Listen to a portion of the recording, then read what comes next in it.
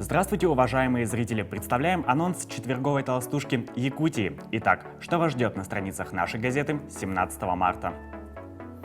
Оставлять или нет социальные гарантии экс-руководителям Якутии? Данный законопроект стал одним из самых спорных на пленарном заседании парламента. Согласно решению Верховного суда, их нужно отменить, так как республика является дотационным регионом. Вот только депутаты с этим не согласны. Среди высказанных предложений сохранить льготы, пересмотреть их объемы, оставить льготы лишь для отдельных лиц. К какому решению пришли народные избранники, читайте в рубрике «Суть дела».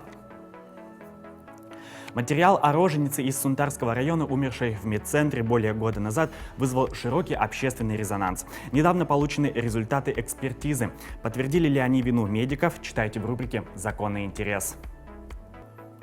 В далеком северном селе Ойсардах живет тренер чемпионов по вольной борьбе, замечательный учитель Петр Егорович Шкулев. Не имея хорошей базы, снарядов, он воспитывает борцов, которыми гордится вся республика.